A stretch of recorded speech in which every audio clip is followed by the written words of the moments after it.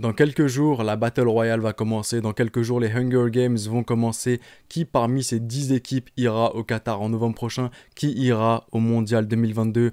Entre le Sénégal, l'Algérie, le Maroc, la Tunisie, le Nigeria, l'Égypte, le Cameroun, le Ghana, la République démocratique du Congo, ainsi que le Mali.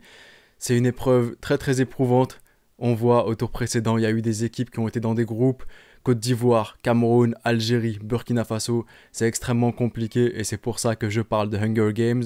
Je vous mets le sommaire juste là ou juste là, je sais plus où c'est au montage. Je vais d'abord faire une présentation de tous les matchs parce que je vois qu'il y a des gens qui commencent à découvrir le football africain sur cette chaîne qui ne sont peut-être pas au courant, donc je vais lister les 5 confrontations. Ensuite, parler des équipes sous-estimées. Je vois beaucoup de gens sous-estimer certaines équipes. Et ensuite, aller match par match et vous donner mon avis maintenant à quelques jours de ces matchs et on commence de suite. Et la première double confrontation, c'est un remake de la finale de la Coupe d'Afrique des Nations, Sénégal contre Égypte, Sadio Mané contre Mohamed Salah. L'enjeu est plus qu'immense au-delà du fait que le mondial devra se passer soit de Salah, soit de Mané. L'enjeu est que le champion d'Afrique doit se mesurer au plus grand à l'échelle mondiale, mais pour ce faire, il doit se qualifier. Et de l'autre côté, on a l'Égypte qui a perdu la finale de la Coupe d'Afrique des Nations, qui n'a pas su décrocher sa 8e étoile et qui voudra se rattraper pour rendre son peuple fier en décrochant une qualification pour la Coupe du Monde.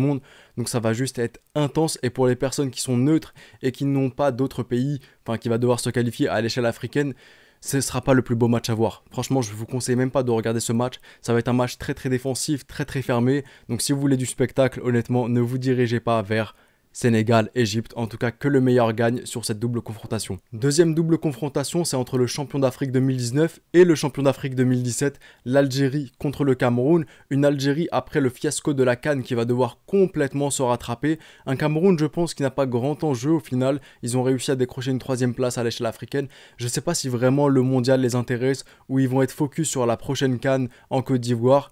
Honnêtement, je vois pas quel est l'état d'esprit camerounais. Ça reste la nation africaine qui a le plus participé en Coupe du Monde. C'est des habitués, mais en tout cas un match, tout comme Sénégal-Égypte qui va être intense et immense en enjeu. Troisième double confrontation, Maroc-République démocratique du Congo. Un Maroc qui espérait un dernier carré lors de la Coupe d'Afrique des Nations, qui n'a pas réussi à cause de plusieurs facteurs, notamment mentaux, mais une République démocratique du Congo qui de l'autre côté n'a pas réussi à se qualifier à la Coupe d'Afrique des Nations qui s'est déroulée au Cameroun. Donc je pense que parmi les matchs, les 5 doubles confrontations qu'on a, c'est l'une des plus déséquilibrées sur le papier, je tiens à préciser, mais va falloir faire très très attention au match aller au Stade des Martyrs pour le Maroc. Quatrième double confrontation, l'une des plus déséquilibrées aussi sur le papier, pour moi, c'est Nigeria-Ghana. Un Ghana qui s'est qualifié pour les barrages sur un penalty discutable contre l'Afrique du Sud. Un Ghana qui, avant la Coupe d'Afrique des Nations, prend un 3-0 contre l'Algérie en match amical de préparation. Je me suis dit que c'était pas un match à prendre au sérieux, c'était qu'une préparation. Mais au final, qui termine 4e de leur groupe, où il y a le Gabon, les Comores et le Maroc en Coupe d'Afrique des Nations. Donc c'est pour ça que je parle d'une des doubles confrontations aussi les plus déséquilibrées.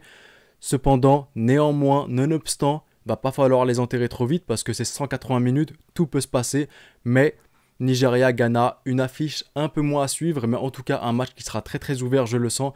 Le Nigeria qui a une armada offensive juste impressionnante, donc si vous voulez voir potentiellement un match avec des buts, je pense que ce match-là sera bon pour vous. Et enfin, la dernière double confrontation, une affiche qu'on a l'habitude de voir de plus en plus au cours de ces 2 dernières années, une affiche qui se termine à la 85e minute puis à la 89e. Je parle bien évidemment de Tunisie-Mali. L'enjeu pour la Tunisie, c'est de se qualifier au mondial une 2e fois consécutivement, c'est de se rattraper un peu de cette Coupe d'Afrique des Nations, c'est de rendre le peuple fier, et ensuite pour le Mali, c'est une première participation en Coupe du Monde, un match qui sera intéressant à suivre, notamment le match retour à Radès, il sera juste intense.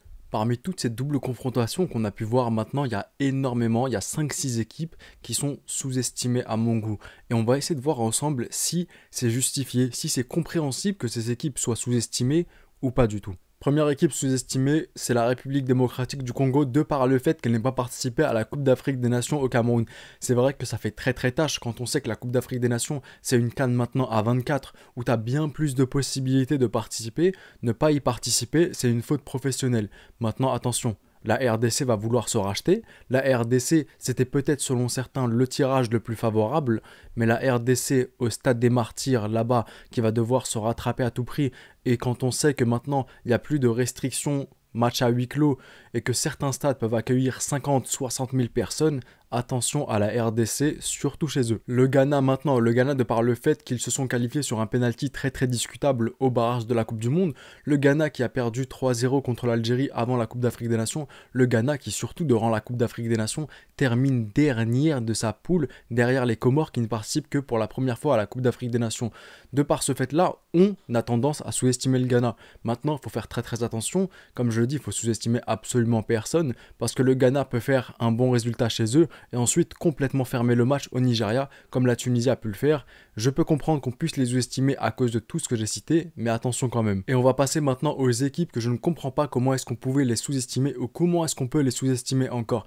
Il y a premièrement la Tunisie. C'est vrai que moi je voulais tirer la Tunisie, mais uniquement par rapport à son instabilité. Non pas parce que je la sous-estime, mais je me disais qu'on pouvait jouer sur cette instabilité pour pouvoir se qualifier. Instabilité dans les résultats, dans le fond de jeu, instabilité par rapport à l'entraîneur qui aujourd'hui s'est fait virer. C'est pour cela que je voulais la Tunisie. Mais attention, des 5 équipes qui vont recevoir au retour, je pense que la seule équipe qui est 100% avantagée par le retour dans son pays, c'est bel et bien la Tunisie Aradez qui ne déçoit jamais. Maintenant, je vois énormément de monde sous-estimer le Cameroun.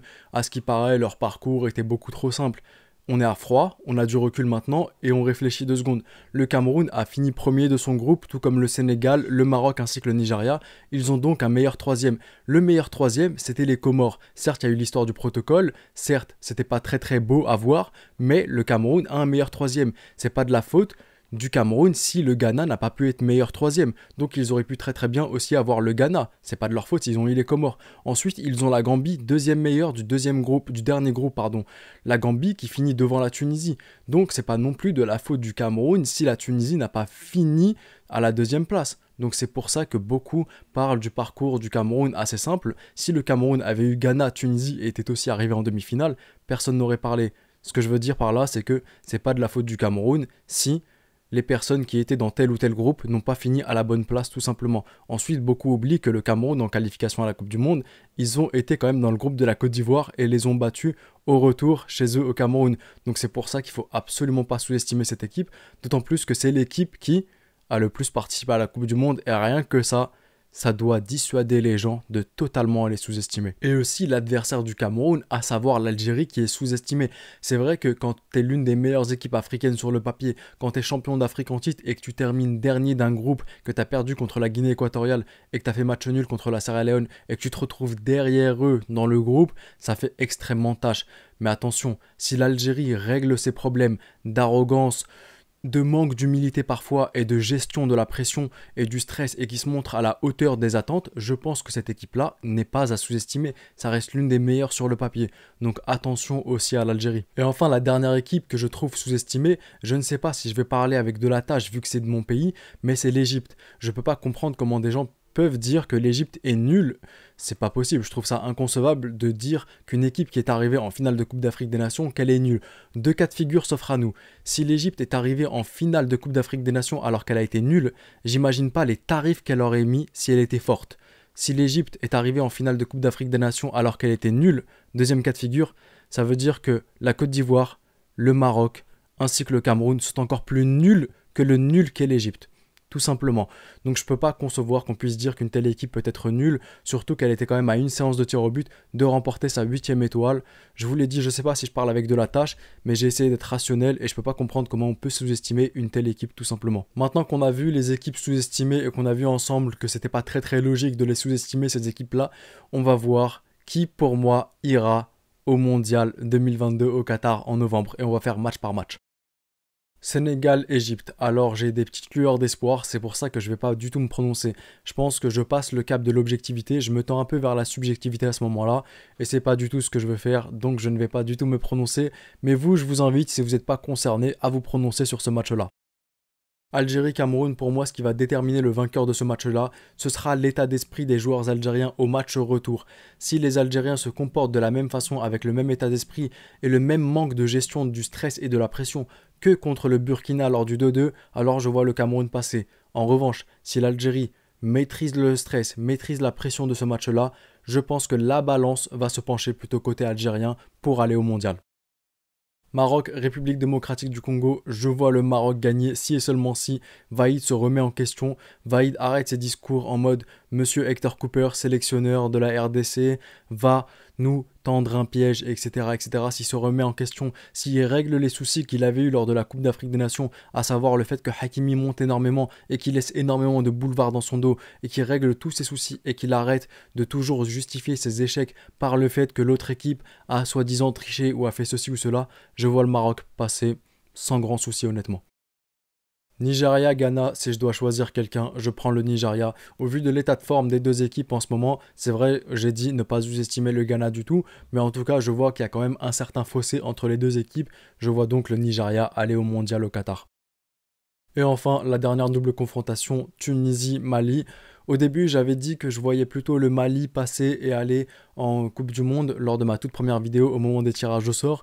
Maintenant, je pense que la balance se penche plutôt côté tunisien. J'ai énormément d'espoir en cette équipe de Tunisie. De ce que j'ai pu voir du Mali ensuite, durant la Coupe d'Afrique des Nations, notamment le match contre la Guinée équatoriale, c'était pas du tout top à voir. Mais en tout cas, franchement, ce qui me ferait rire et ce que j'adorerais voir, c'est une séance de tir au but entre le Mali et la Tunisie. Parce que je pense qu'on a eu des tireurs de pénalty, mais catastrophiques des deux côtés durant cette Coupe d'Afrique des Nations. Entre à chaque fois qu'il y avait un pénalty pour la Tunisie, ils n'ont pas réussi à le mettre. Et la séance de tir au but du Mali, ça va juste être un combat de pénalty exceptionnel comme Italie-Allemagne durant l'Euro 2016. Mais je mets une petite pièce sur la Tunisie, mais attention au Mali quand même. Mais ce qui me fait dire la Tunisie, c'est le match retour à Rades, très clairement. Et on arrive maintenant à la fin de cette vidéo. N'hésitez pas à me mettre un petit commentaire, à me donner votre avis, je me ferai un plaisir de vous lire. Si vous n'êtes pas encore abonné, n'hésitez surtout pas à vous abonner. On fixe l'objectif des 10 000 abonnés, comme je vous ai dit. À mettre un petit like si la vidéo vous a plu, c'est gratuit, ça m'aide énormément. C'était le petit pharaon, prenez soin de vous et de vos proches et je vous dis... Arrivederci.